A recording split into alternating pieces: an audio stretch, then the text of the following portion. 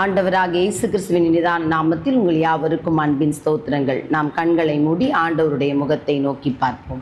எங்களை அதிகமாய் நேசிக்கிற எங்கள் அன்புள்ள பரம தகப்பனே, இல்லாதவைகளை இருக்கிறவைகள் போல் அழைக்கிற எங்கள் அன்பின் ஆண்டவரே, ஒரு புதிய நாளை எங்களுடைய வாழ்க்கையிலே நீர் கிருபையாக கூட்டி கொடுத்து உம்முடைய முகத்தை பார்த்து ஜெபிக்க, உம்முடைய வசனத்தை கேட்க கர்த்தர் நீர் எங்களுடைய வாழ்க்கையிலே பாராட்டின எல்லா விதமான கிருபைகளுக்காக இருதயத்தின் ஆழத்திலிருந்து நாங்கள் உமக்கு நன்றி செலுத்துகிறோம். அப்பா, இதோ இந்த நேரத்திலே இந்த தொலைக்காட்சியின் முன்பாக அமர்ந்து ஜெபித்து கொண்டிருக்கிற கர்த்தருடைய வார்த்தைக்காக காத்திருக்கிற இந்த பிள்ளைகள் யாராயிருந்தாலும், எப்பேற்பட்ட சூழ்நிலையின் மத்தியிலே ஆண்டவரே உம்முடைய முகத்தை நோக்கி பார்த்து கொண்டிருந்தாலும், பரலோகத்தில் இருக்கிற என் ஆண்டவர் கேட்டு இவர்களுடைய வாழ்க்கையிலே நீர் பதில் கொடுக்க வேண்டும் என்று அடிமை ஜெபிக்கிறேன். அப்பா, இதோ இந்த நேரத்தில் ஆண்டவரே நீர் பாராட்டின கிருபைகள் பெரிது, இரக்கங்கள் பெரிது. அதற்காக நாங்கள் உமக்கு நன்றி செலுத்துகிறோம். இப்பொழுதும் நீர் பேசும் ஆண்டவரே, உடைய மெல்லிய சத்தத்தை நாங்கள் கேட்கிறவர்களாக, அதின்படி வாழ்கிறவர்களுக்காக எங்களுக்கு இரக்கம் பாராட்டுவீராக.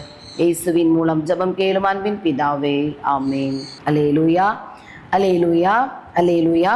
ஒரு புதிய நாளை ஆண்டவர் கிருபையாக நமக்கு கூட்டி கொடுத்திருக்கிறார். அதற்காக நாம் ஆண்டவருக்கு நன்றி செலுத்துவோம்.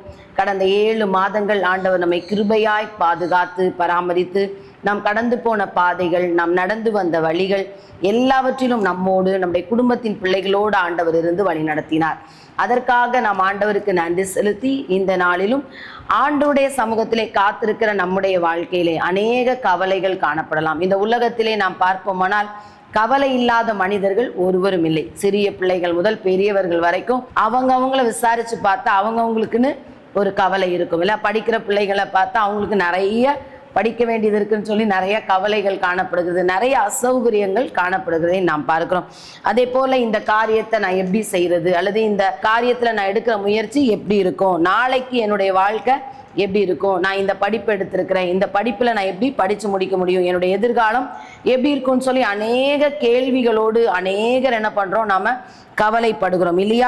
அதே போல இந்த உலகத்துல நாம் பார்க்கும் பொழுது வியாதி, பலதரப்பட்ட வியாதிகள் வருகிறது. அநேக மருந்துகள் சாப்பிட்டு குணமளிக்க முடியாதபடி ஆண்டவரே என்னுடைய வியாதி படுக்கை என்றைக்கு மாறும் என்று சொல்லி ஆண்டுடைய சமூகத்திலே கவலையோடு ஜெபித்து கொண்டிருக்கிற பிள்ளைகள் ஏராளம். அதே போல வியாபாரம் செய்து தேவையான வருமானம் இல்லாதபடி என்னுடைய குடும்பத்தை நான் எப்படி நடத்துவேன், என்னுடைய பிள்ளைகளுடைய தேவைகளை நான் எப்படி பூர்த்தி செய்வேன் என்று சொல்லி நம்ம யோசிக்கிறவர்கள் அநேகர். அதே போல ஒரு திருமண காரியமாய் பெண் தேடுவதோ அல்லது மணமகனை தேடுவதோ, எந்த காரியமானாலும் அது கைகூடி வராத பொழுது நம்ம என்ன பண்றோம், பெற்றோராய் கவலைப்படுகிறோம். அப்படி திருமண காரியம் கைகூடி வரும் பொழுது அதனுடைய தேவைகள் சந்திக்கப்படுவதற்கு நம்ம என்ன பண்றோம், நிறைய இந்த திருமணம் எப்படி நடக்குமோ, இந்த தேவைகள்லாம் எப்படி சந்திக்கப்படுமோன்னு சொல்லி நிறைய கவலைகளோடு இன்னைக்கு உலகத்துல ஒவ்வொருவரையும் விசாரிக்கும் பொழுது ஒவ்வொரு கவலைப்படுகிற சூழ்நிலைகளை நாம் என்ன பண்ணுகிறோம், நாம் பார்க்கிறோம். இல்லை, கணவனை இளம் வயதிலே கணவனை இழந்து, அல்லது முதிர் வயதில் கூட கணவனை மனைவியை இழந்திருக்கிறவர்கள் தங்களுக்கு ஆதரவுக்காக, அல்லது தங்களை யார் போஷிப்பார்கள், தங்களை யார் உடுத்துவிப்பார்கள் என்று சொல்லி அநேகர் கவலைகளோடு இந்த உலகத்திலே தனிமைப்படுத்தப்பட்டு வாழ்கிறதை நாம் பார்க்கிறோம். ஆகையினால் தான் பிரசங்கியிலே நாம் வாசிக்கும் பொழுது 1ஆம் அதிகாரம் 14ஆம் வசனம் இப்படியாய் சொல்லுகிறது, சூரியனுக்கு கீழே செய்யப்படுகிற காரியங்களை எல்லாம் கவனித்து பார்த்தேன், இதோ எல்லாம் மாயையும் மனதுக்கு சஞ்சலமுமாய் இருக்கிறது என்று சொல்லி சாலமோன் ஞானி இங்கே சொல்லுகிறதை நாம் பார்க்கிறோம். அப்ப சூரியனுக்கு கீழே நடைபெறுகிற எல்லா காரியமும் நாம் யோசித்து பார்ப்போமானால் அவை மாயையாய் மனதுக்கு சஞ்சலத்தை அல்லது கவலைகளை கொடுக்கிறதாய் இருக்கிறது. ஆனால் இதையெல்லாம் அறிந்த நம்முடைய ஆண்டவர், உங்களையும் என்னையும் உருவாக்கினவர், இப்படியாய் சொல்லுகிறார். மத்தேயு 6ஆம் அதிகாரம் 34ஆம் வசனத்திலே, நாளைக்காக கவலைப்படாதிருங்கள், நாளைய தினம் தன்னுடையவைகளுக்காக கவலைப்படும், அந்தந்த நாளுக்கு அதினதின் பாடு போதும் என்று சொல்லி நம்முடைய ஆண்டவராகிய இயேசு கிறிஸ்து சொல்லுகிறதை நாம் பார்க்கிறோம். அப்ப நாளைய தினத்திற்காக நாம் என்ன பண்றோம், அந்த நம்முடைய கவலையெல்லாம் எதை குறிச்சிருக்கு, நாளைய தினத்தை குறித்து, அல்லது எதிர்காலத்தை குறித்து, அல்லது பல ஆண்டுகள் கழித்து நம்முடைய பிள்ளைகளை குறித்து, இப்படிலாம் நிறைய காரியங்களை குறித்து நம்ம என்ன பண்றோம், கவலைப்படுகிறோம். ஆனால் நம்முடைய ஆண்டவர் சொல்லுகிறார், எதை குறித்துமே நீங்க என்ன பண்ணாதீங்க, கவலைப்படாதீங்க, அந்தந்த நாளுக்கு அதினதின் பாடு போதும். அந்தந்த நாளே எனப்படுமா, நமக்காக கவலைப்படுமா. ஏனென்றால் நம்முடைய கவலையெல்லாம் எதை குறித்து இருக்கிறது, எண்ணத்தை உண்போம், எண்ணத்தை உடுப்போம், எண்ணத்தை என்ன பண்ணுவோம், நம்ம இது பண்ணுவோம், நம்ம எண்ணத்தை உண்போம் எண்ணத்தை உடுப்போம் என்று சொல்லி நம்முடைய சரீரத்துக்காக தான் நம்ம என்ன பண்றோம், கவலைப்படுகிறோம். ஆனால் நம்முடைய ஆண்டவராக இயேசு கிறிஸ்து சொல்லுகிறார், இதையெல்லாம் யார் தேடுகிறார்? அஞ்ஞானிகள் தேடுகிறார்கள். ஆகையினால எண்ணத்தை உண்போம் எண்ணத்தை உடுப்போம் என்று சொல்லி நம்முடைய தேவைகளுக்காக நாம் கவலைப்படாதபடிக்கு ஆண்டவருடைய நீதியை தேடுகிறவர்களாக, அவர் விரும்புகிறதை நாம் தேடுகிறவர்களாக காணப்படும் பொழுது அவர் நமக்கு உதவி செய்ய அவர் போதுமானவராய் இருக்கிறார். ஆகையினால் தான் மத்தேயு 6:33 முதலாவது தேவனுடைய ராஜ்யத்தையும் அவருடைய நீதியையும் தேடுங்கள், அப்பொழுது நம்ம கேட்டுக்கொள்ளுகிற காரியம் அல்லது நம்முடைய கவலைப்படுகிற நம்முடைய காரியங்கள் எதுவானாலும் ஆண்டவரே அதை பொறுப்படுத்தி நடத்துவார் என்று சொல்லி நம்முடைய ஆண்டவராக இயேசு கிறிஸ்து உங்களையும் என்னையும் பார்த்து அவர் சொல்லுகிறார். ஆகையினால் தான் பேதுரு தன்னுடைய முதலாம் நிருபம் 5:7 இப்படியாய் சொல்லுகிறார், அவர் உங்களை விசாரிக்கிறவர் ஆனபடியால் உங்கள் கவலைகளை எல்லாம் அவர் மேல் வைத்து விடுங்கள். இன்னைக்கு நம்முடைய வாழ்க்கையில தேவைகள் வரும் பொழுது அல்லது தேவையோடு நாம் காணப்படும் பொழுது நம்மை விசாரிக்கிறவர்கள் இல்லாத சூழ்நிலையிலே நாம் தள்ளப்படுகிறதை நாம் பார்க்கிறோம் இல்லையா?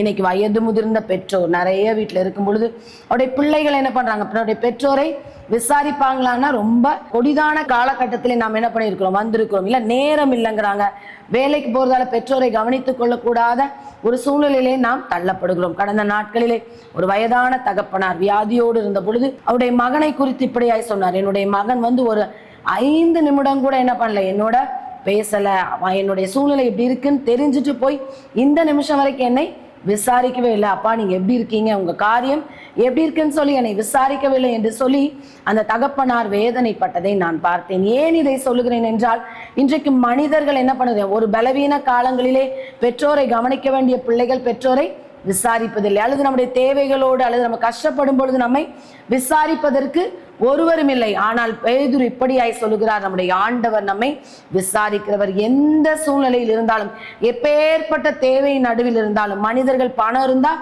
ஒரு பார்வை பார்ப்பார்கள், ஏழையா இருந்தால் ஏழையை ஒரு பார்வை பார்ப்பார்கள். இன்றைக்கு அப்படிப்பட்ட சமுதாயத்தில் தான் நீங்களும் நானும் வாழ்ந்து கொண்டிருக்கிறோம். ஆண்டவருடைய பிள்ளைகள் என்று சொல்லுகிற நாம் திக்கற்ற பிள்ளைகளுக்கும் விதவைகளுக்கும் தேவையின் நடுவில் இருக்கிறவர்களுக்கும் நாம் நியாயம் செய்கிறோமா, நாம் உதவி செய்கிறோமா?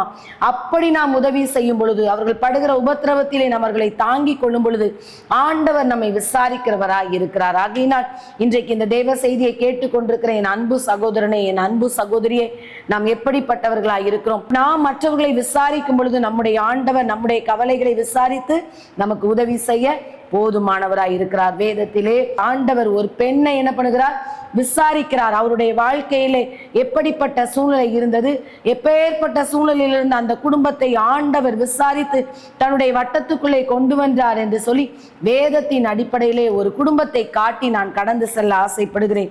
ரூத் 2:5 இப்படியாய் சொல்லுகிறது. ரூத் 2:5 பின்பு போவாஸ் அறுக்கிறவர்கள் மேல் கண்காணியாக வைக்கப்பட்ட தன் வேலைக்காரனை நோக்கி, இந்த பெண் பிள்ளை யாருடையவள் என்று கேட்டான் என்று சொல்லி இங்கே பார்க்கிறோம். இந்த பெண் பிள்ளை யாருடையவள் என்று சொல்லி இங்கே போவாஸ் அறுப்பறுக்கிறவர்களுக்கு கண்காணியாய் வைக்கப்பட்ட ஒரு மனிதனை பார்த்து விசாரிக்கிறதை நாம் பார்க்கிறோம். அப்போ நம்முடைய ஆண்டவர் எப்படிப்பட்டவர்? விசாரிக்கிறவர்.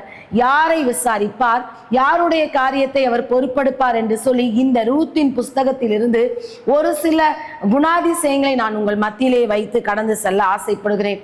இந்த ரூத் நகோமியை குறித்து நாம் பார்ப்போமானால், நகோமி மோவாப் தேசத்துக்கு பெத்லகேமிலிருந்து கடந்து சென்று அங்கே தன்னுடைய கணவனை தன்னுடைய பிள்ளைகளை இழந்து தன்னுடைய மருமகளாகிய 2 மருமகளோடு இங்கே பெத்லகேமுக்கு திரும்பி வரக்கூடிய ஒரு சூழ்நிலை இருக்கும் பொழுது அவள் தன்னுடைய மருமகள்களை பார்த்து, நீங்க உங்களுடைய தகப்பன் வீட்டுக்கு கடந்து போருங்கள் என்று சொல்லி அவள் கேட்கிறதை நாம் பார்க்கிறோம். ஆனால் அங்கே ரூத் என்கிற அந்த மருமகள் மாத்திரம் என்ன, நகோமியை விட்டு விடாமல் பற்றி கொண்டு அவளோடு கடந்து வந்ததை நாம் இந்த இடத்திலே நாம் பார்க்கிறோம். இங்கே ரூத்துடைய குணாதிசயத்தை நாம் பார்ப்போமானால், ரூத் 1:14 பின்பகுதி இப்படியாய் சொல்கிறது. ரூத்தோ அவளை விடாமல் பற்றி கொண்டாள் என்று சொல்லி.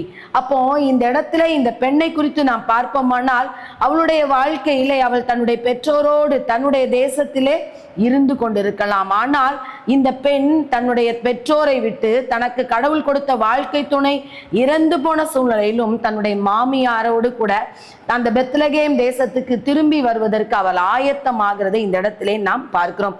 அங்கே 16ஆம் வசனத்திலே நாம் வாசிக்கும் பொழுது அவள் இப்படியாய் சொல்லுகிறார், அதற்கு ரூத், நான் உம்மை பின்பற்றாமல் உம்மை விட்டு திரும்பி போவதை குறித்து என்னோட பேச வேண்டாம். நீ போகும் இடத்திற்கு நானும் வருவேன், நீ தங்கும் இடத்திலே நானும் தங்குவேன். உம்முடைய ஜனம் என்னுடைய ஜனம், உம்முடைய தேவன் என்னுடைய தேவன் என்று சொல்லி இங்கே அவள் சொல்லுகிறதை நாம் பார்க்கிறோம். அப்போ முதலாவது ஆண்டவர் நம்மை விசாரிக்க வேண்டும் என்றால் நாம் அவருடைய சித்தத்தின்படி அவரை பற்றி கொள்ளுகிறவர்களாய் காணப்பட வேண்டும். இங்கே ரூத்துடைய வாழ்க்கையை பார்ப்போமானால் அவளுடைய தெய்வம் வேறு, அவளுடைய தேசம் வேறு, அவளுடைய ஜனம் வேறு. ஆனால் தனக்கு கடவுள் கொடுத்த தன்னுடைய மாமியை அவள் உறுதியாய் பற்றி கொண்டு அந்த மாமி பின்பற்றின தெய்வத்தை பின்பற்றி தன்னுடைய தெய்வங்களை எல்லாவற்றையும் அவள் விட்டு எல்லாவற்றையும் அப்புறப்படுத்தி தன்னுடைய மாமியோடு கூட தன்னை இணைத்து கொண்டு அந்த தேசத்துக்கு திரும்பி வருகிறதை நாம் பார்க்கிறோம். இன்றைக்கு ஆண்டவருடைய பிள்ளைகள் என்று சொல்லுகிற நாம் ஆண்டவரை உறுதியாய் பற்றி கொண்டிருக்கிறோமா? வேதம் சொல்லுகிறது, உம்மை உறுதியாய் பற்றி கொண்ட மனதை உடையவன் உண்மையே நம்பியிருக்கிறபடியால் நீர் அவனை பூரண சமாதானத்தோடு காத்து கொள்வாராம். இன்றைக்கு ஆண்டவரை உறுதியாய் பற்றி கொள்ளும் பொழுது ஆண்டவர் நம்மை விசாரித்து நமக்கு உதவி செய்ய அவர் போதுமானவராய் இருக்கிறார். இப்படியா இந்த ரூத் தன் மாமியோடு கூட அந்த பெத்லகேமுக்கு வருகிறதை நாம் பார்க்கிறோம். 2 பேருடைய வாழ்க்கையை பார்ப்போமானால் இவர்கள் கைவிடப்பட்டவர்கள், இவர்கள் கைம்பெண்கள், இவர்களுக்கு என்று ஒன்றுமே அந்த பூமியில் என்ன இல்லை. அல்ல, ஒரு வீடு இருக்கு, கொஞ்சோண்டு நிலம் இருக்கு, ஆனால் அந்த நிலத்திலே பயிர் செய்வதற்கோ அல்லது எந்த ஒரு திராணியமற்றவர்களாய் அந்த இடத்திலே அவர்கள் கடந்து வருகிறதை நாம் இங்கே பார்க்கிறோம். இப்படியாய் ஆண்டவருடைய சமூகத்தை தேடி அல்லது பெத்லகேமாகிய அப்பத்தின் வீட்டை தேடி வந்த இந்த பிள்ளைகளை ஆண்டவர் விசாரிக்கிறவராய் இருக்கிறார் என்று சொல்லி நாம் பார்க்கிறோம். இன்றைக்கு இந்த கர்த்தருடைய வார்த்தையை கேட்டுக்கொண்டிருக்கிற என் அன்பு சகோதரனே, என் அன்பு சகோதரியே, ஆண்டவரே, இவர்களுடைய வாழ்க்கையை நாம் பார்ப்போமானால் இவர்களுடைய வாழ்க்கை எல்லாருக்குமே கேள்விக்குறி இல்லையா? ஒரு கசந்து போன சூழ்நிலையிலே, எல்லாவற்றையும் இழந்து போன சூழ்நிலையிலே, ஒன்றுமில்லாத சூழ்நிலையிலே தன்னுடைய மாமி வணங்குகிற தெய்வத்தை உறுதியாய் பற்றி கொண்ட ஒரு ரூத்தை என் ஆண்டவர் விசாரிப்பாரானால் ஆண்டவரை உண்மையாய் பின்பற்றி அவர் பக்கமாய் உறுதியாய் சாய்ந்து விசுவாசத்திலே உறுதியாய் இருக்கிற உங்களுடைய வாழ்க்கையிலே, உங்களுடைய குடும்பத்தின் வாழ்க்கையிலே அவர் உதவி செய்ய அவர் போதுமானவராய் இருக்கிறார். ஆனால் அவர் விரும்புகிறபடி நாம் என்ன பண்ண வேண்டும்? அவரை உறுதியாய் பற்றி கொள்ளுகிறவர்களாய் நாம் காணப்பட வேண்டும். இவள் முதலாவது இவள் தன்னுடைய மாமியை உறுதியாய் பற்றி கொண்டவள் மாத்திரமல்ல, இரண்டாவதாக இவள் தன்னுடைய குடும்பத்துக்காக உழைக்கிற பெண்ணா. ஏன்னா அடுத்த நேரம் சாப்பாடுக்கு என்ன இல்ல, வழி இல்ல. அந்த ஊர் எப்படிப்பட்டது என்று அவளுக்கு தெரியாது, அந்த ஊரில என்ன செய்ய வேண்டும் என்று தெரியாது. ஆனால் தன்னுடைய மாமியுடைய சொல்லுக்கு அவள் கீழ்ப்படுகிற ஒரு பெண்ணா இந்த இடத்திலே காணப்படுகிறதை நாம் பார்க்கிறோம்.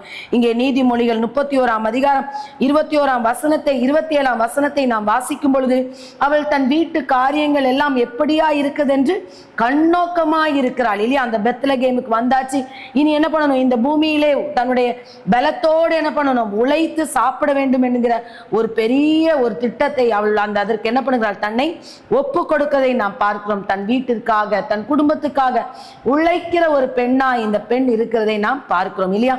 குணசாலியினுடைய பட்டியலை நாம் பார்க்கும் பொழுது தன் வீட்டு காரியம் எப்படியா இருக்குது என்று சொல்லி எப்படி இருக்கிறாள்?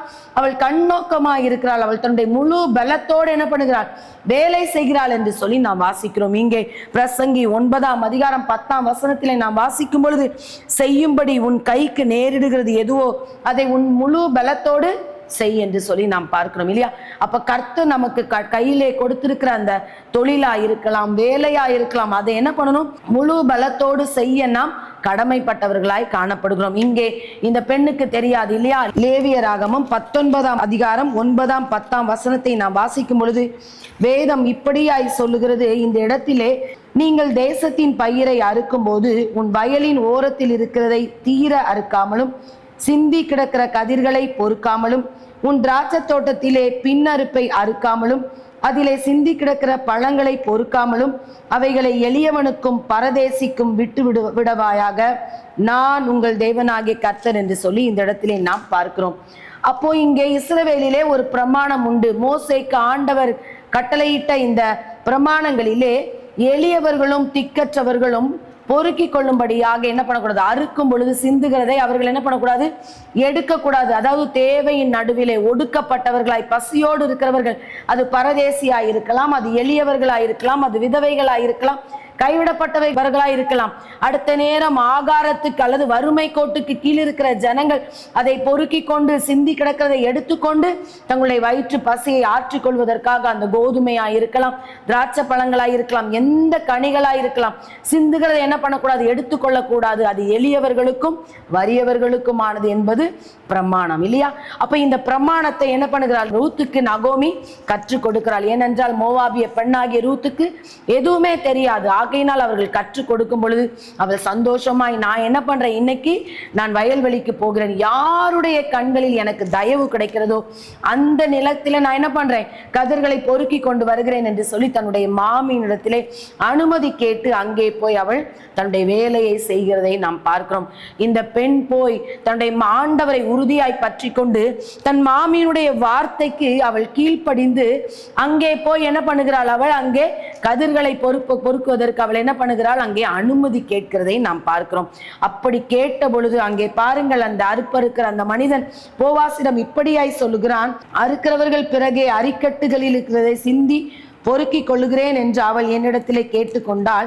காலமே துவக்கி இதுவரைக்கும் இங்கே இருக்கிறாள், இப்பொழுது அவள் குடிசைக்கு வந்து கொஞ்சம் நேரம்தான் ஆயிற்று என்று சொல்லி. அப்போ காலையிலிருந்து அந்த மதியான வேளை வரைக்கும் அந்த அறுக்கிறவர்கள் சிந்துகிறதை பொறுமையோடு கூட என்ன பண்ணுகிறாள், தன்னுடைய வீட்டுக்கு ஆகாரத்தை என்ன பண்ணுகிறாள், அவள் சேர்க்கிறவளாய் அவளுடைய கைக்கு நேரிடுகிற அந்த காரியத்தை பொறுமையோடு கூட கனத்தோடு கூட அவள் சேர்த்து வைக்கிறதை இந்த இடத்திலே பார்க்கிறோம்.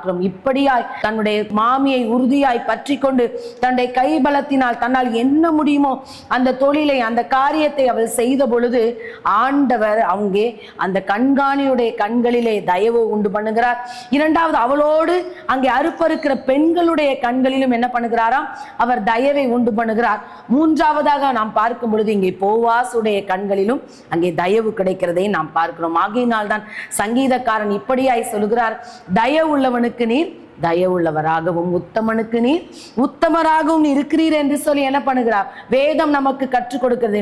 இன்றைக்கு நம்முடைய வாழ்க்கையிலே மனுஷர் தயவு வேண்டுமா அல்லது கடவுளுடைய கரங்களிலிருந்து நமக்கு தயவு வேண்டுமா? நாம் தயவுள்ளவர்களாய் காணப்பட வேண்டும் இல்லையா? தன்னுடைய மாமிக்கு ஒரு பலனும் இல்லை, அவர்களிடத்திலிருந்து எந்த உபயோகமும் இல்லை என்று தெரிந்தும் தன் மாமியை பாதுகாப்பதற்காக, தன் மாமியை கவனிப்பதற்காக தன் தேசத்தை விட்டு, தன் இனத்தை விட்டு, தன்னுடைய பெற்றோரை விட்டு, இல்ல தனக்கு ஒரு எதிர்காலம் உண்டு என்று கூட எந்த ஒரு எதிர்பார்ப்புமே இல்லாதபடி தன் மாமியை உறுதியாய் பற்றி கொண்டு அவளுடைய நலத்தை மாத்திரமே அவள் மனதிலே வைத்து கடந்து வந்த பொழுது தயவுள்ள அவளுக்கு ஆண்டவர் என்ன பண்ணுகிறார், தயவை உண்டு பண்ணுகிறதை நாம் இங்கே பார்க்கிறோம். அங்கே பாருங்கள், போவாஸ் அவளை பார்த்து இப்படியாய் சொல்லுகிறார். ரூத் 2ஆம் அதிகாரம் 8-9 வசனத்தை நாம் வாசிக்கும் பொழுது, மகளே கேள், பொறுக்கி கொள்ள வேறே வயலில் போகாமலும் இவ்விடத்தை விட்டு போகாமலும் இங்கே என் ஊழியக்கார பெண்களோட கூடவே இரு. அவர்கள் அறுப்பறுக்கும் வயலை நீ பார்த்து அவர்கள் பிறகே போ. ஒருவரும் உன்னை தொடாதபடிக்கு வேலைக்காரருக்கு கட்டளையிட்டு இருக்கிறேன். உனக்கு தாகம் எடுத்தால் தண்ணீர் குடங்கள் அண்டைக்கு போய் வேலைக்காரர் மொண்டு வருகிறதிலே குடிக்கலாம் என்று சொல்லி அங்கே தயவு பாராட்டுகிறதை இங்கே நாம் பார்க்கிறோம். இது யாருக்கும் கிடைக்காத சிலாக்கியம். ஏனென்றால் பொறுமையோடு கூட கர்த்தரை பற்றி கொண்டு இந்த இடத்துல வந்த இந்த பெண்ணை பார்த்து போவாஸ் இவ்வளவு சலுகைகளை கொடுக்கிறதை நாம் பார்க்கிறோம். அப்பொழுதுதான் ரூத் கேட்கிறாள், அந்நிய தேசத்தாளாயிருக்கிற நீர் என்னை விசாரிக்கும்படி எனக்கு எதினாலே உம்முடைய கண்களிலே தயவு கிடைத்தது இல்லையா? ஒரு தயவை தேடி ஒரு அந்நிய தேசத்துல யார் எப்படி இருப்பார்கள் என்று எதுவுமே தெரியாத ஒரு பெண் இல்ல, யாருடைய வயல் நிலம் என்று கூட அவளுக்கு தெரியாது, யார் எப்படிப்பட்டவர்கள் என்று கூட தெரியாது. ஆனால் ஆண்டவரை உறுதியாய் பற்றி கொண்டு தன் மாமியுடைய வார்த்தைக்கு அப்படியே கீழ்ப்படிந்து அந்த வயலில் நிலத்திலே வந்து அவள் வேலை செய்த பொழுது ஆண்டவர் அவளுக்கு என்ன பண்ணுகிறார், தயவை உண்டு பண்ணுகிறார். அவள் சொல்லுகிறார், நீர் என்னை விசாரிப்பதற்கு, உம்முடைய கண்களில் எனக்கு தயவு கிடைப்பதற்கு நான் எம்மாத்திரம் என்று சொல்லி அங்கே ரூத் அறிக்கையிட்ட பொழுது அவளை குறித்து அங்கே போவாஸ் சாட்சி கொடுக்கிறதை இங்கே பார்க்கிறோம். அங்கே ரூத் 2ஆம் அதிகாரம் 11ஆம் வசனத்தை நாம் பார்க்கும் பொழுது பொழுது, உன் புருஷன் மரணம் அடைந்த பின்பு நீ உன் மாமியாருக்கு செய்ததும், நீ உன் தகப்பனையும் உன் தாயையும் உன் ஜென்ம தேசத்தையும் விட்டு முன்னே நீ அறியாத ஜனங்களிடத்தில் வந்ததும் எல்லாம் எனக்கு விவரமாக தெரிவிக்கப்பட்டது. உன் செய்கைக்கு தக்க பலனை கர்த்தர் உனக்கு கட்டளையிடுவாராக. இஸ்ரவேலின் தேவனாகிய கர்த்தருடைய செட்டைகளின் கீழ் அடைக்கலமாய் வந்த உனக்கு அவராலே நிறைவான பலன் கிடைப்பதாக என்றான் என்று சொல்லி இங்கே பார்க்கிறோம் இல்லையா? எந்த ஒரு எதிர்பார்ப்பும் இல்லாதபடி, எந்த ஒரு பிரதிபலனும் எதிர்பார்க்காதபடி, தான் போகிற இடம் இன்னதென்று அறியாதபடி ஆண்டவரையும் நம்பி தன்னுடைய மாமியை உறுதியாய் பற்றி கொண்டு தன் மாமியார் சொன்ன அந்த வார்த்தைக்கு கீழ்ப்படிந்து கட்டப்படாத தன்னுடைய வாழ்க்கை கட்டப்படும் என்ற எந்த ஒரு எதிர்பார்ப்பும் இல்லாமல் ஆணுடைய சமூகத்தை தேடி வந்த இந்த பெண்ணுடைய வாழ்க்கையிலே ஆண்டவர் என்ன பண்ணுகிறார்? முதலாவது அவரை விசாரிக்கிறார். விசாரித்தது மாத்திரமல்ல, இரண்டாவது அவளுடைய தேவைகள் எல்லாவற்றையும் என்ன பண்ணுகிறார்? ஆண்டவர் சந்திக்கிறதை இங்கே நாம் பார்க்கிறோம். இன்றைக்கு இந்த தேவ செய்தியை கேட்டுக்கொண்டிருக்கிற என் அன்பு சகோதரனை, என் அன்பு சகோதரியை, நம்முடைய குடும்பம் எப்படிப்பட்டதா இருக்குது? நம்முடைய குடும்பத்தில் இருக்கிற பெரியவர்களை நாம் எப்படி பார்க்கிறோம் இல்லையா?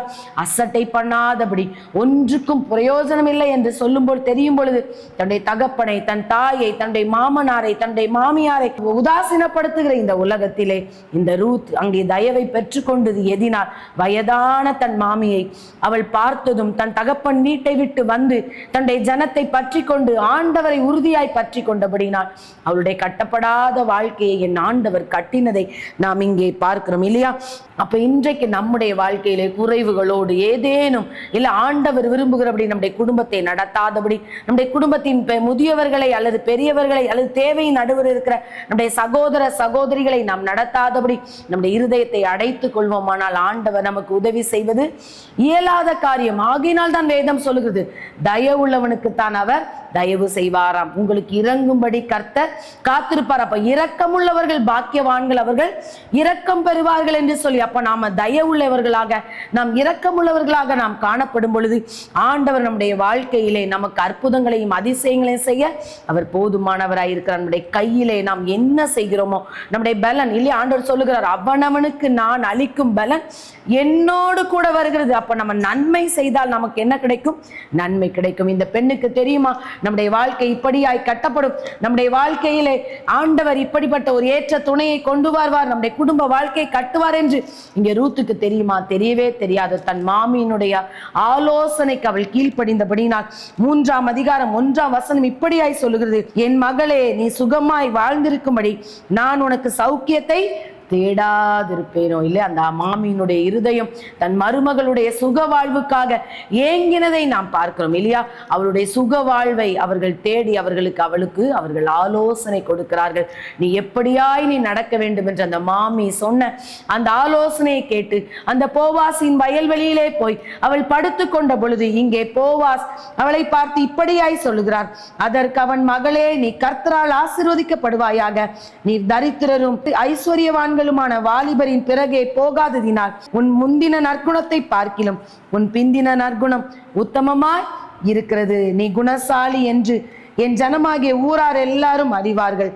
என் மகளே, நீ பயப்படாதே, உனக்கு வேண்டியபடியெல்லாம் செய்வேன் என்று சொல்லி, அப்போ இவள் தன்னுடைய வாலிபத்தை இல்ல தன் கைம்பெண்ணாய் இருந்த பொழுதும் இளவயதாய் இருந்த பொழுதும் தன்னை பரிசுத்தமாய் இவள் பாதுகாத்து கொண்டாள் என்று வேதம் இவளை குறித்து நமக்கு சாட்சி கொடுக்கிறது. அப்போ ஆண்டவரை பற்றி கொள்வது மாத்திரமல்ல, ஆண்டுடைய வார்த்தைக்கு கீழ்ப்படுகிறவர்கள் என்கிற சொல்லுகிற நாம் கர்த்தரிட்ட சகல கற்பனைகள் பரிசுத்தமாய் நாம் வாழும் பொழுது வேதம் இந்த பெண்ணை குறித்து சொல்லுகிறது, நீ குணசாலி என்று ஊரார் அறிவார்கள். இல்ல, அப்படி குணசாலியாய் கர்த்தருக்கு முன்பதாக ஆண்டவரை உறுதியாய் பற்றி கொண்டு பரிசுத்தமாய் நாம் நம்மை காத்து கொள்ளும் பொழுது ஆண்டவர் நமக்கு வேண்டியபடியெல்லாம் நமக்கு செய்ய அவர் போதுமானவராய் இருக்கிறார். அங்கே போவாசை திருமணம் முடித்து அவள் ஓபேத்தை பெற்றெடுத்து இல்லையா? வேதம் அப்படிதான் சொல்லுகிறது. ஓபேத் யார் என்று சொன்னால் ஈசா தாவீதுடைய தகப்பனுக்கு தகப்பனார். அப்ப தாவீதுடைய தாத்தாவை பெற்றெடுக்கக்கூடிய ஒரு பெரிய சாக்கியத்தை அங்கே இந்த ரூத் பெற்றுக்கொண்டதை நாம் பார்க்கிறோம். எதினால் ஆண்டவரை உறுதியாய் பற்றி கொண்டு தன்னுடைய கைக்கு நேரிட்டதை முழு பலத்தோடு செய்து இல்லையா? ஆண்டவருடைய முன்பாக உலகத்தை போல உலகத்தின் மாய்கைக்கு இச்சைகளுக்கு தன்னை ஒப்பு கொடுக்காதபடி தன்னை பரிசுத்தமாய் வாழ அவள் ஒப்பு கொடுத்தபடினால் பரிசுத்தமுள்ளவன் இன்னும் பரிசுத்தமாகட்டும் என்று சொன்ன வேத வசனத்தின்படி ஒரு அந்நிய பெண்ணாயிருந்த போதிலும் ஆண்டவருக்கு முன்பதாக அவள் பரிசுத்தமுள்ளவளாய் தன்னை காத்து கொண்டபடியினால் ஆண்டவர் ஓபேத்தை அந்த போவாசின் மூலமாய் அவளுக்கு கொடுத்த அந்த சந்ததியிலே நம்முடைய ஆண்டவராக இயேசு கிறிஸ்து வந்து பிறக்கிற ஒரு பெரிய பாக்கியத்தை, அவளுடைய தலைமுறையை சுமக்கிற ஒரு பாக்கியத்தை இந்த ரூத் பெற்றுக்கொண்டாள். என்னை கேட்டுக்கொண்டிருக்கிற என் அன்பு சகோதரனே, என் அன்பு சகோதரியே, நீங்க யாராய் இருக்கலாம், எப்பேற்பட்ட சூழ்நிலையின் மத்தியிலே நீங்கள் இந்த நிகழ்ச்சியை பார்த்து கொண்டிருக்கலாம், உங்களை விசாரிக்கிற ஒரு ஆண்டவர் உங்கள் நடுவிலே கடந்து வந்திருக்கிறார். அவர் உதவி செய்வதற்கு அவரை பற்றி கொள்வோம். அவர் விரும்புகிறபடி பரிசுத்தமாய் வாழ்வோம். அவர் சித்தத்தின்படி வாழ நம்மை ஒப்பு கொடுப்போம். அப்படி ஒப்பு கொடுக்கும் பொழுது நம்மை விசாரித்து நமக்கு உதவி செய்ய அவர் போதுமானவராய் இருக்கிறார். கர்த்தருடைய பரிசுத்த நாமத்துக்கு மகிமை உண்டாவதாக. நிகழ்ச்சியை ஆண்டவர் ராஜகுமார் செல்வினை கொண்டு விசாரிக்கிற தேவன் தலைப்பில் பேசியிருக்கிறேன். நிகழ்ச்சியை 7 கண்டது ஒரு கேட்டுக்கொண்டே 7 கண்ட நிகழ்ச்சி ஒரு கேட்டார்கள். ஒருவரையும் இயேசு ஆசிரியக்கிறோம். அது அவர்களுக்கு பற்றி பரமத்தவுடைய வார்த்தை இருந்தால் பச்சை வந்து பச்சை என் வாயை உமலால் திறப்பேன், உலக தோற்றம் முதல் அரை போல வெளிக்கற்பேன் என்று தீர்க்கதரிசி நடந்தது. அற்புதங்களும் அதிசயங்கள் நடக்குது. ஒவ்வொரு நிகழ்ச்சியை பார்த்தவருக்கும் அதிசயம் நடந்தாச்சு, அற்புதம் நடந்தது. 8 நாட்களில் எதிர்பாராத அதிசயம் நடக்கும், எதிர்பாராத நடக்கும்.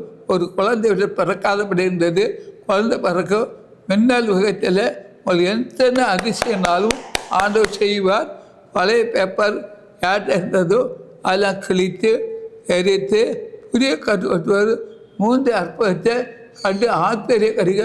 ஒரு வீட்டாரே 3 அற்புதத்தை கண்டு ஆச்சரியப்படாத படிக்கிற பிள்ளைகளுக்கெல்லாம் அற்புதத்தை எப்படி என் வலது கருத்து இருக்கிற 90 நாட்களில் உலகத்திலே சில சம்பவங்கள் நடக்கும் பார்ப்பீங்க. ஒரு கரடி சென்னையில் இருந்தது, செத்து போய்விட்டது, அதே பார்ப்பீங்க. அடுக்கு வாடி கட்டுறதுக்கெல்லாம் கொஞ்சம் கஷ்டம் வரும், அதையும் பார்ப்பீங்க. உங்களுக்கு தெரியாத ஆஸ்பத்திரத்தை நான் தெரிய பண்ணுவேன். ஒரு பாம்பு உலகத்தில் பிரசத்தி கட்ட பாம்பு ஒன்று செத்தாச்சு, அதை கொஞ்சம் பார்ப்பீங்க. 1 கோடி மக்கள் இங்கே ரசிக்கப்படும்படி என் கருத்தை நீட்டிருக்கிற பழைய பேப்பருக்கு எல்லாம் கிழித்து எரித்து புதிய கரு ஒட்டிட்டு கர்த்தர் பெரிய காரியம் செய்தால் எதிர்பித்த மகந்திருப்போம் என்ற வசனம் உரி கட்டப்படும். 1 அற்புதமா, 2 அற்புதமா, 3 அற்புதமா நிகழ்ச்சி பார்க்கறதுக்கெல்லாம் எந்தெந்த அற்புதம் வேண்டும் நீங்கள் செப்பிக்கிறதோ அதெல்லாம் நடக்கும், நிறைவேறிட்டு. இதோ நான் மாம்சமான யாவருக்கும் தேவனாகிய கர்த்தர் யார் செய்யக்கூடாத அச்சமான காரியம் ஒன்று உண்டோ என்று கற்றுக்கிறார். கர்த்தர் பெரிய காரியம் செய்தால் எதிர்த்த மகந்திருப்போம். ஒரு அசுத்தாவி உலகத்தை விட்டு எரி போயிடும். உலகத்துக்கு அசுத்தாவி இருக்காது, உலகத்துக்கு பொல்லாதாவி இருக்காது. ஒவ்வொரு விளக்கும் அணைச்ச அசுத்தாவி என்று இருக்காது, அது போயிடும். பள்ளிப்படத்தில் தூதர்கள் வந்திருக்கனால என்னுடைய அற்புதம் தான், அதிசயம்தான். ஒரு கதவை என்ற சாத்தான் மூடி வச்சானோ அந்த கதவை திறந்தாச்சு. எங்கும் உள்ள ஆத்மாக்கள் இங்கே வரும்படி என் வலது கருத்தை இடம் நீட்டிருக்கிறேன். ஒரு அற்புதமா, 2 அற்புதமா வரக்கூடிய ஒவ்வொரு அற்புதம் தான். அது ஒரு அதிசயம் தான் நடக்கும். சத்துரு தோற்று போனால் விக்கிரம் உடைக்கப்பட்டது, கற்று அறுக்கப்பட்டது. அதிசயத்தின் தேவன் அதிசயம் செய்வார். விளக்க கொளுத்தி வச்சிருக்கிறார், எல்லா விளக்கம் இருக்கிறது, ஒரு விளக்கம் அடையாது. ஆசீர்வாதமும் அற்புதமும் உங்களை தேடி இருக்கிறது. என் நன்மை இருக்கும், தீமை இருக்காது. இதோ நான் புதிய காரியம் செய்கிறேன். ஒவ்வொருவரையும் கர்த்தர் தொடுக்கிறார், ஒவ்வொருவரையும் ரசிக்கிறார், ஒவ்வொருவரையும் தாங்குகிறார், துமக்கிறார். ஏற முடியாத இடத்துல ஒரு ஏறுவீங்க, இறங்க முடியாத இறங்குங்க. ஒரு அதிசயத்தை எதிர்பார்க்குறாங்க, நடக்குமா நடந்து விட்டது. கர்த்தர் ஒரு கதவை ஒரு வீட்டுக்கு திறந்தார், திறந்த கதவை மூட மாட்டார். அற்புதம் செய்வார். அற்புதம் நடந்தது. உங்களுக்கு ஒரு கஷ்டம் வராதபடி நான் பாதுகாக்கிறேன், தாங்குகிறேன், சுமக்கிறேன், தேர்ந்துகிறேன், நன்மை செய்கிறேன். தீமது வராது. ஒரு விளக்கம் கொளுத்தி வச்சிருக்கிறேன், அந்த விளக்கை எரிக்கிறது, அடையாது. எதை கொத்தி கவலைப்படாதீங்க. உங்கள் துக்கம் சந்தோஷமாக மாறும். 6 நாட்களில் வெளியே ஒரு அற்புதமும் நடக்கும். சந்தோஷப்படுவாங்க. ஒரு கதவு இல்லை, 2 கதவு இல்லை, எந்தெந்த கதவு திறக்கப்பட வேண்டியிருக்கோ அத்தனை கதவு திறக்கும். அதிசய கதவு திறக்கும். அற்புதமான கதவு திறக்கும். கர்த்தரே கதவு திறப்பார். கற்றுக்குள்ளே இருக்கிற ஒருவரையும் கட்டாவிழ்ப்பார். காத்தோடு இருக்கிறவர்களுக்கு சாயத்தை கட்டுவார். விடுதலை கொடுப்பார். சவால் கொடுப்பார். இனி அற்புதம் நடந்தாச்சு. இந்த நிகழ்ச்சி பார்த்து ஒவ்வொருவரையும் கற்று தொட்டால் ஒரு அதிசயம் செய்தார். அற்புதம் நடந்தது. நன்மைக்கு எதுவாக இருக்கு, தீமை கிடையாது. நீங்கள் அதிசயத்தை கண்டேன் என்று அப்பன் சந்தோஷப்படுங்க. கர்த்தருடைய ஆசீர்வாதம் உங்களை தேடி வந்தாச்சு. கலங்கார்கள் உங்களை ஒவ்வொருவரையும் அந்த சொட்டு இருக்கிறார். உங்களோட பேசியிருக்கிறார். அதிசயம் பெற்றவர்கள், அர்த்தம் பெற்றவர்கள் தொலைக்காட்சி நிகழ்ச்சிக்காக உற்சாகம் காணி கொடுத்து விட்டாங்க. இந்த ஊழியத்துக்காக செய்யப்படுங்க. கர்த்தர் ஒரு தனித்தனியாக ஆசீர்வதிப்பாராக. ஆமென். அல்லேலூயா. புத்தூர் அதிசய பெராக்கா தீர்க்க தரிசன ஊழியங்கள் நடத்தும் பரிசுத்த உபவாச ஜெப கொடுகை நடைபெறும் இடம் அதிசய பெராக்கா தீர்க்க தரிசன ஊழியங்கள் 71 மௌனசாமி மடம், அம்பத்தூர் ஓச்சி. இதில் சிறப்பு ஜெபம் மற்றும் தேவ செய்தி அளிக்க இருக்கின்றவர் தீர்க்கதரிசி எஸ். தங்கசாமி அவர்கள். அன்பானவர்களே, இந்த உபவாச கூட்டத்தில் கலந்து கொண்டு தேவ ஆசீர்வாதங்களை பெற்று செல்ல அன்புடன் அழைக்கப்படுகின்றனர். அவர் அட்ரஸ் இவாஞ்சலிஸ்ட் தங்கசாமி, அதிசய Beracah prophetic ministries, number 71 Mounasamy Madam, Ambattur ஓச்சி, Chennai 53. Phone number 044-2657-4550 and cell phone number 93-833-44445.